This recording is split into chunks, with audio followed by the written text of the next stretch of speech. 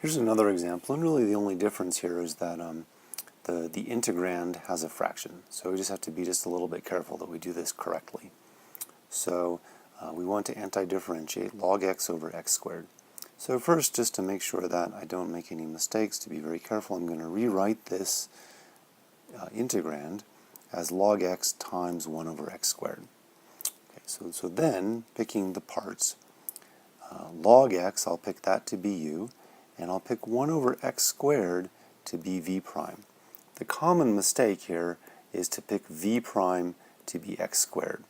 But notice, integration by parts only allows for products of functions. It doesn't allow u divided by v prime. So v prime has to be not just x squared, but 1 over x squared. So again, we'll need to find the other two parts. If u is log x, u prime is 1 over x, and if v prime is 1 over x squared, which is the same thing as x to the minus 2, then v is minus x to the minus 1, or minus 1 over x. Okay, so we'll plug all of these parts into the integration by parts formula, and we'll get u times v. I've just written it in the opposite order to make it cleaner. So this is u times v minus the integral of v times u prime, and then we'll just clean up that new integrand a little bit. And notice now, minus 1 over x times 1 over x is minus 1 over x squared, but I've pulled one of those minuses out to make that plus. And notice that now this is much easier to integrate than the problem that I started with. And notice in particular, it's exactly the same anti-differentiation that I did over there. So we'll go ahead and do it.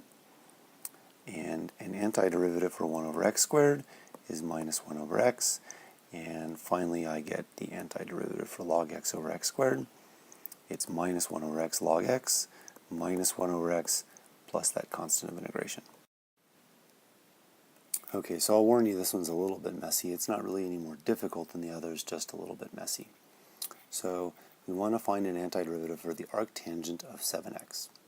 So just as with the log example that we saw a few slides back, I'm going to rewrite that integrand as arctangent of 7x times 1, so that I can pick arctangent of 7x to be u, and I can pick v prime to be 1. Okay, so we take those choices for u and v prime. If u is arctangent of 7x, then u prime is, remember what the derivative for arctangent is. It's 1 over 1 plus x squared, but x is really 7x. So when I take the antiderivative, the derivative of arctangent of 7x, I get 1 over 1 plus 7x squared, so that's 49x squared, times the derivative of the inside, so that's times 7. Okay, so just be careful that you apply the chain rule here, finding u prime. V prime, of course, is easier. V prime is 1, and an antiderivative of 1 is x, so v is x. Okay, so once we find these four parts, we plug those into the integration by parts formula. So we have u times v, x times arctangent of 7x, minus the integral of v times u prime. So x times this whole expression, so we get 7x over 1 plus 49x squared.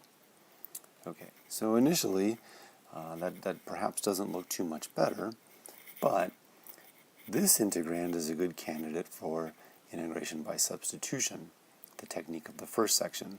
Notice that the derivative of the denominator is essentially what lives in the numerator. Okay, so we're going to do not an integration by parts, but an integration by substitution. Okay, so I'm going to let w be 1 plus 49x squared. That is, I'm going to let w be everything that's in the denominator here. And when we do substitution, I need to find the derivative of w. So dw is 0 plus 2 times 49, which is 98x dx. Okay, so I just need to do a little bit of work to make this work. I need what's left over here, the 7x dx, I need to make that 98x dx. So I'll simply